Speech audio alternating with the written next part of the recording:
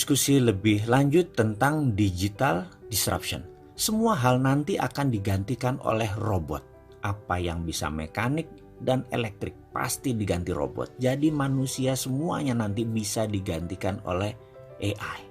Artificial Intelligence. Disrupsi digital ini akan banyak menelan bisnis bergaya tradisional. Bayangkan gerakan digital disrupsi ini seperti gerakan vortex, yaitu gerakan baling-baling pesawat. Baling-baling itu kalau muter makin kencang dan makin banyak dayanya, makin melumat putarannya ke dalam. Ini gambaran industri. Mana yang makin ke tengah, mana yang makin mendekat dengan titik lumatan, makin hancur-hancuran bisnis itu. Pertama yaitu Google dan Facebook. Mereka adalah industri yang paling cepat mendisrupsi sekaligus paling cepat terdisrupsi.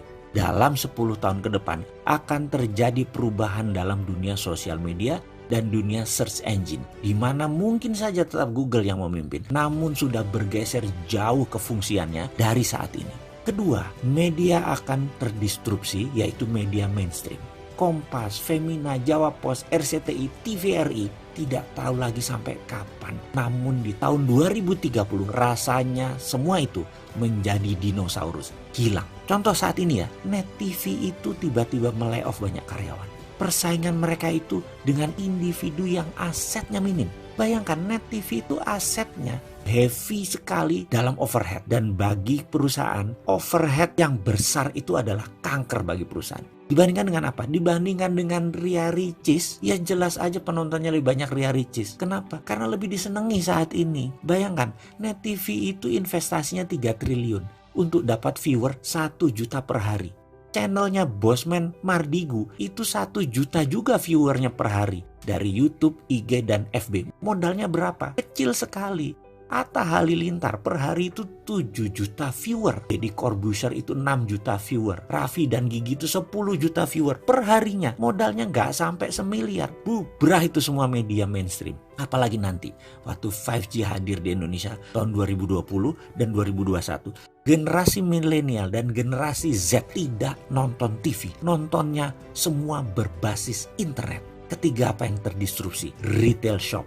Ramayana, Matahari, departemen store serba ada akan musnah menjadi marketplace digital jualannya. Menjadi personal bisnis itu dan menjadi direct bisnis itu. Produsen langsung ke konsumen dan konsumen langsung request ke produsen. Nggak ada lagi orang tengah, nggak ada lagi pajangan, nggak ada lagi retail shop. Keempat adalah hadirnya fintech, financial technology. Barusan kita cerita kalau banyak bank akan atau sudah mengurangi kantor cabangnya. Ini akan merubah dunia perbankan, baik dari jumlah cabang, jumlah karyawan, hingga jumlah ATM. Di tahun 2030 bahkan, dibandingkan dengan saat ini, akan tinggal 20% jumlah karyawan bank, cabang bank, dan mesin ATM. Karena semua sudah menjadi mobile. Kelima, selanjutnya, apa yang terdisrupsi? Telekomunikasi. WA itu akan melibas semuanya. Telkom akan berubah landscape-nya. Kenapa? Karena mendadak komunikasi menjadi semuanya gratis. 5G nanti bisa gratis. Dan kalau Telkom mengadopsinya telat,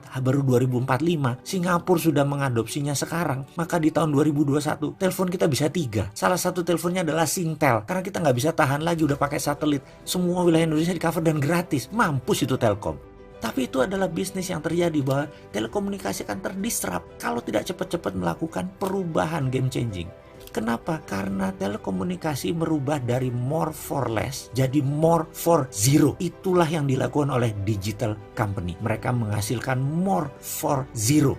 Itulah ciri digital disruption. Keenam, apa yang terdisrupsi kemudian? Edukasi. Edukasi nanti tidak akan pakai ruang kelas dan guru lagi. Apa yang dilakukan? Mereka menggunakan digital, ruang kelas tidak sebanyak sekarang lagi. Kampus dan sekolahan itu tinggal separuh kebutuhan ruang kelasnya karena semua digital. Guru dan dosen tinggal separuh dibandingkan saat ini. Karena itu akan terjadi disrupsi gila-gilaan di bidang edukasi. Dan ini akan membuat shock. Kuncinya sekali lagi, dalam digital disruption, cirinya adalah kita menghasilkan layanan yang more for less. Jadi produknya 10 kali lebih bagus dari yang existing. Tapi 10 kali lebih murah dari produk yang existing juga. Kalau itu sampai terjadi, maka industri akan digoncang oleh layanan more. Sebuah kalimat menggugah saya. Kalimatnya begini. apa yang akan terjadi dalam dunia bisnis Indonesia hingga tahun 2030? Apa jawabnya? Maka saya akan pilah dulu bagian per bagian, yaitu bagian pasar atau market dan bagian perilaku customer. Setuju ya? Kita membahas mengenai kaum milenial. Kaum milenial adalah mereka yang lahir di sekitar tahun 1981 hingga tahun 2000, di mana saat ini merupakan early adopter dari calon orang kaya. 50% manusia produktif Indonesia saat ini adalah kaum milenial ini. Dan di tahun 2030, 75% lebih angkatan kerja produktifnya adalah kaum milenial ini. Juga orang kayanya adalah kaum milenial ini. Kita overview mengenai apa yang saya sebut 3 gelombang besar bisnis di Indonesia, di mana informasi ini masih akan relevan hingga 10 tahun ke depan. Yang akan Anda hadapi dalam 10 tahun ke depan adalah 3 masalah disrupsi. 3 disrupsi besar ini telah terjadi. Dan saya bilang bahwa kalau Anda bukan entrepreneur, maka Anda melihat disruption itu sebagai sebuah ancaman. Tapi kalau Anda entrepreneur, maka inilah masa di mana kita menyebutnya the whole new world of business. Dunia baru dalam bidang bisnis. Saat ini ada peluang jutaan banyaknya. Walaupun di sisi lain ada jutaan pekerjaan tutup, ribuan bisnis baru tumbuh dan ribuan bisnis lama juga mati. Itu disruption yang baru. Apa yang di disruption saat ini? Misalnya Matahari dan Ramayana dibunuh sama Bukalapak dan Tokopedia. Travel agent dibunuh sama Traveloka. Tapi di balik itu sahabat, ada jutaan peluang yang tumbuh baru juga. Jadi kalau ada yang mati, pasti ada yang lahir baru. Anda mau bagian yang mana? Ikut bagian yang mati atau ikut bagian yang lahir? Ketika ada 50 produk bisnis industri yang dibunuh oleh milenial, maka kalau ada yang mati, sekali lagi pasti ada yang lahir. Kalau Traveloka itu bagian dari yang lahir karena muncul yang namanya online travel agent.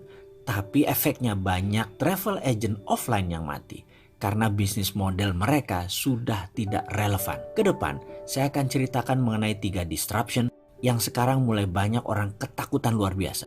3 big giant wave di Indonesia yang mendisrupsi pasar dan mendisrupsi perilaku konsumen. Terutama perusahaan-perusahaan kayak Indofood, Astra, Mayora, Kalbe Farma yang besar-besar itu shock sekarang. Karena tiba-tiba muncul pemain yang sama sekali tidak dikenal. Tiba-tiba muncul, tiba-tiba merusak semuanya. Gojek misalnya, baru 9 tahun. Ada yang tahu berapa market value-nya? Lebih dari 10 billion dolar. Kalau dirupiahkan berapa? 150 triliun. Itu uang semua, nggak ada kertasnya. Garuda, Anda tahu berapa market valuation-nya? Nggak nyampe 40 triliun. Yang satu 9 tahun, yang satu 40 tahun, bayangkan. Dan yang 40 tahun itu merangkaknya pelan-pelan. Sampai sekarang nggak nyampe-nyampe tuh angka 100 triliun. Yang satu lagi eksponensial dalam 9 tahun melejit hingga lebih dari 150 triliun. Jadi perusahaan milenial itu seperti tidak ada asetnya. Sahabat, jangan bangga Anda kerja seperti di Astra, di Indofood karena pegawainya ribuan, karena gedungnya di Tamrin atau Sudirman. Sekarang anak-anak milenial gak bangga kerja di perusahaan begituan karena mereka bangganya kerja di perusahaan yang digital. Misalnya Gojek itu menjadi inceran banyak orang. Padahal Gojek asetnya apa? Gojek gak punya aset. Motor nggak punya, mobil nggak punya, Gojek nggak bayar BPJS, nggak bayar gaji supir ojek. Intinya aset Gojek kecil. Karena itu bisnis mereka bisa besar karena asetnya kecil. Ini aneh dengan bisnis yang zaman dulu. Asetnya besar-besar gitu ya, dan hutangnya besar. Ini tidak. Sekali lagi, di sisi lain, Netflix itu pegawainya cuma 6.000 orang. Valuationnya lebih dari 160 triliun. Kantor aja nggak punya. Jadi omsetnya luar biasa walaupun asetnya kecil. Karena itulah kunci bisnis digital, asetnya kecil. Lalu diskusi apa yang kita akan seriuskan? Kita akan diskusikan pertama tentang millennial disruption. Kenapa millennial disruption? Karena cirinya sama, yaitu membunuh yang telah eksis lama. Contoh, musik rock. Sekarang saya tanya, ada nggak grup musik rock yang digawangi oleh kaum milenial? Ada nggak? Dulu ada Guns N' Roses, ada Scorpion, ada Dream Theater. Kenapa? Karena musik rock tidak disukai oleh milenial. Milenial sukanya musik apa? Musik hip hop. Ada 50 produk bisnis industri yang dibunuh milenial. Dan itu bukan kata-kata saya, tapi itu kata-kata riset. Semua ada risetnya. Jadi riset yang mengatakan musik rock dibunuh oleh milenial. Sahabat, sejak 2017 untuk pertama kalinya album musik rock dilampaui oleh album musik hip hop. Jadi ada satu yang nyungsep pelan-pelan, ada satu yang naik. Pertanyaan pengingat, Anda mau yang nyungsep atau ikut naik. Misalnya lain lagi, grup lawak itu dibunuh sama milenial. Sri Mulat sudah nggak ada. Dulu ada Jayakarta Group, hilang semua, dibunuh sama milenial. Karena milenial nggak suka dengan grup lawak. Sukanya apa? Sukanya stand up comedy. Dan saya itu kalau nonton Sri Mulat tuh ngakaknya luar biasa. Tapi kalau milenial nonton Sri Mulat, itu lucunya di mana Sri Mulat itu? Gak ngerti dia itu sebaiknya. Kalau saya lihat stand up comedian, itu lucunya di mana? Tapi milenial itu bilangnya lucunya minta ampun. Jadi dua generasi ini berubah luar biasa. Dan cita rasa humor juga bergeser. Kecintaan terhadap musik juga bergeser. Lalu apalagi yang bergeser dan bagaimana menyikapinya?